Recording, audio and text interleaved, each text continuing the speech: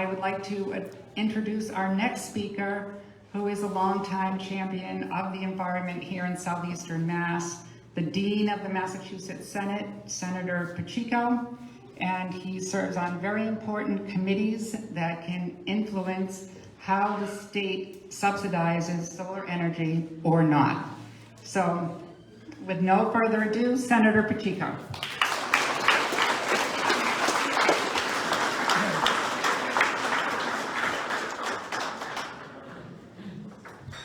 Thank you very, very much. Thank you very much, Meg, for calling and asking if I could be involved today. And as I just shut my phone off, because that always happens to me, I forget to do it, and then there you go, I'm in trouble. Let me just say, to begin with, I want to recognize both Melissa and David for your words. I couldn't agree more with everything that you said. And Melissa and I may have met in person, but I'm not sure we have. But we have met virtually. Because she and I are now members of the newly formed commission at the state level to consider alternatives to the existing Commonwealth seal that is there, and for taking a look at all of those issues that Indigenous people have told us about over the years that we need to take into consideration in terms of the seal of the Commonwealth of Massachusetts. So we just had our first meeting the other day. I came here today and I see Melissa in real life, as they say. So anyway, thank you very much for your words. David, let me start off with something you said just a few minutes ago. And it's something that a number of us on Beacon Hill right now are working on in terms of the issue of global climate change. In my opinion, it is the emergency of our time. There is no question about that. And we need to invest in technologies, but we also need to invest in our natural world. We need to make sure that we expand the forests that we have today. We need to make sure that we put in place regenerative farming and creating carbon sinks everywhere we possibly can in the Commonwealth of Massachusetts and throughout the world. Doing so will literally save us, the species on Earth. Earth will take care of itself. Mother Nature has been doing that for centuries. And Earth will survive. Whether or not the species, we being one of them, humanity survives, will depend on what we do. We have neglected what we should have done for years. And that is why we see forest fires in the West, we see floods taking place throughout the world, we see people dying because of extraordinary heat in heat islands in our cities. And it's going to continue, and it will get worse if we don't do something about it. There is no time to waste. We need to move forward as quickly as possible, implementing the policies that we know will work. In one of the basic policies that David was talking about, it's basic, is our natural world in terms of the carbon sequestration that takes place with trees. That is one of the best things we can do. As quickly as possible, we should be planting more and more and more every day. And we don't have to have policies that subsidize clear cutting when we should have policies that help stimulate urban development in terms of these clean energy policies. As David was saying, our parking lots, in places that are on roofs, we take a look at, I take a look at many of our universities. Just go to UMass Dartmouth, go to Bridgewater State University, take a look at Bristol Community College. Actually, Bristol Community College did put solar panels on their parking lots, etc. We need to do more of that. And there is discussion going on right now through the regulatory process in terms of how we will move forward. Out west, in the western part of the state, I believe there might even be a rally going on today, right? A speak out going on today. Yes, and they have been very, very vocal with their legislators in that region of the state. We need to, everybody, all of you that are doing this, the reason why I'm here, I want to let you know I'm on your side on this issue. I am for what you're trying to get implemented. But we need to make sure legislators all across the state hear you and make sure that they're not misreading or mishearing what you're saying. What I hear you saying is that let us save our natural world. Let us make sure we utilize technologies that are available, yes, but let us make sure we're not subsidizing ourselves away and ruining the natural world. I had a project that's taking place in Dayton, Massachusetts. It's happening all across the state. The major companies are coming in, and they will go where the best deal is, right? For them to move forward. And I am trying to urge the Secretary of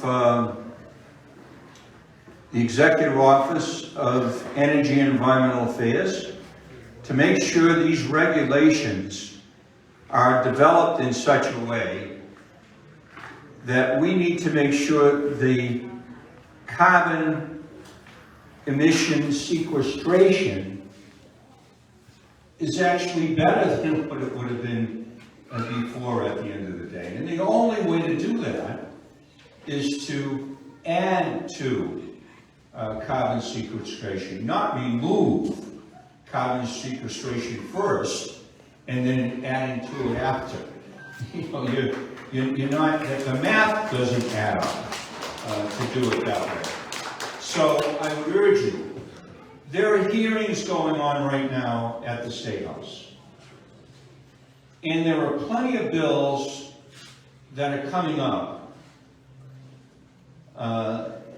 And please contact my office, or Meg can tell you, because Meg's on this day and night. To let you know, it doesn't have to be exactly about this specific issue. There are a whole lot of bills that are coming up that are dealing with climate change. That gives you the opportunity to testify, to reach out and talk about the proposal that is before the committee, but also allows you to talk about the same issues that David talked about, which to me are common sense issues, right?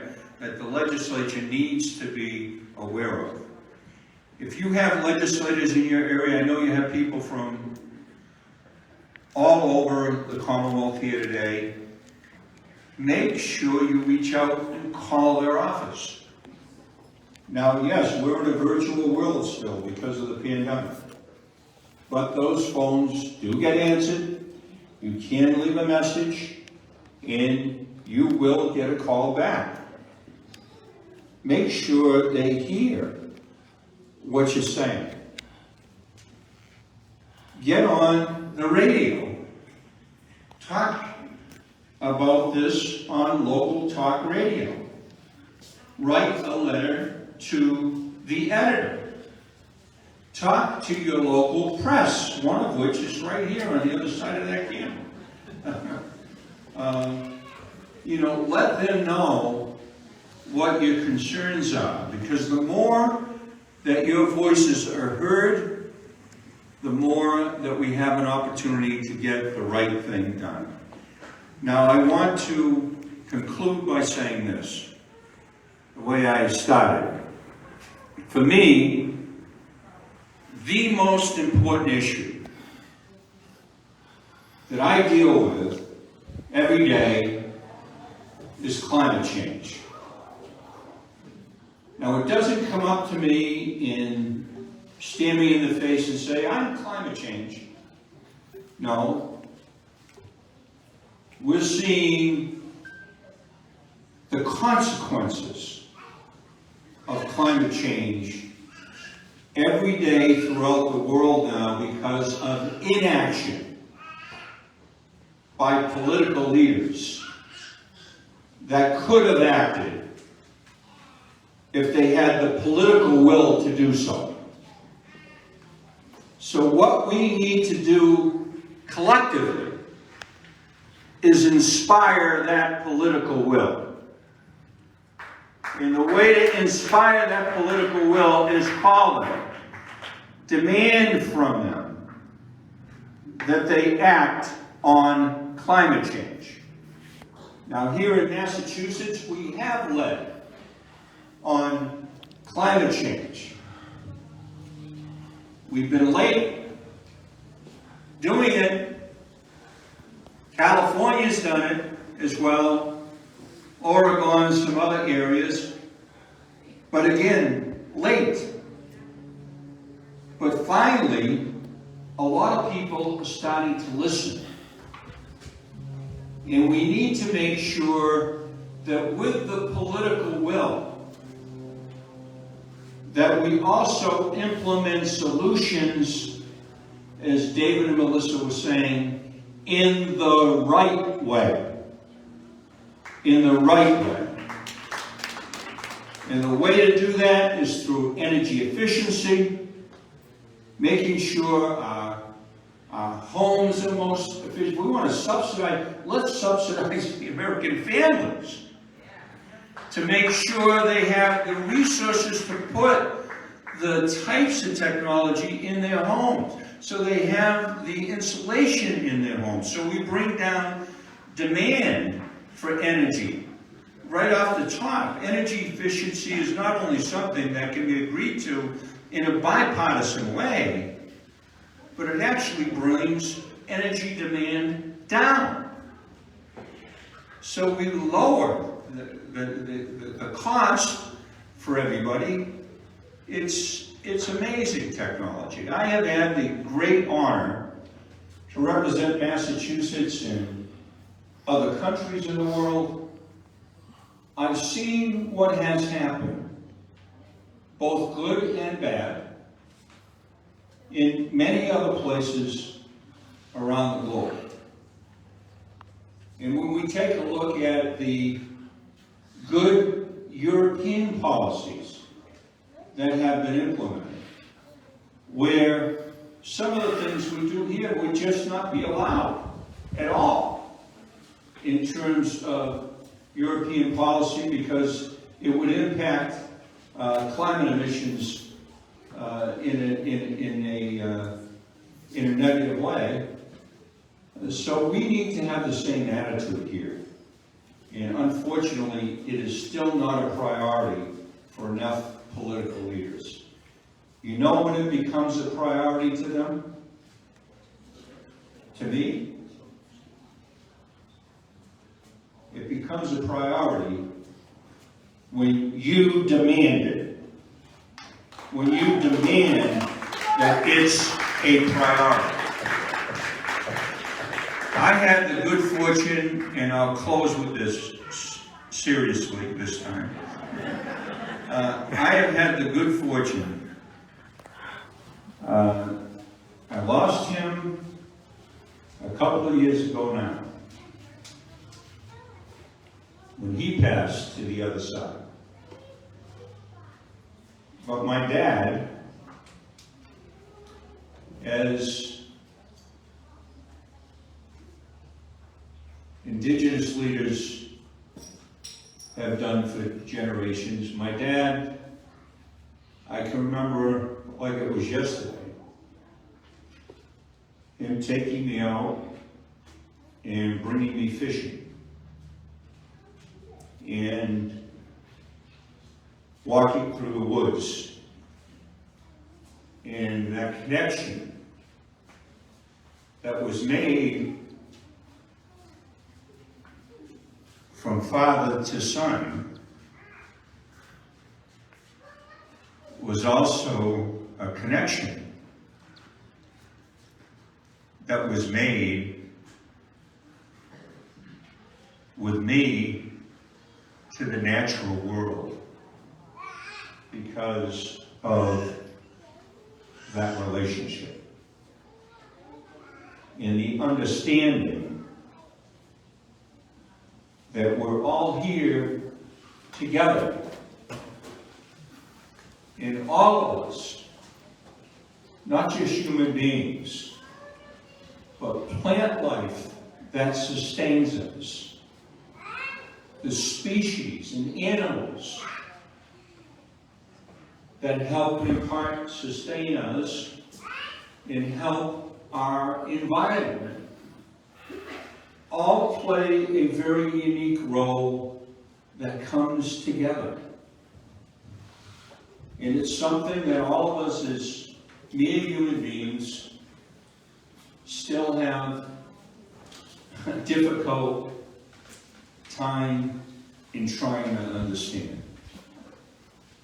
And we try to understand it because it was not a human creation. It was something far beyond that, right?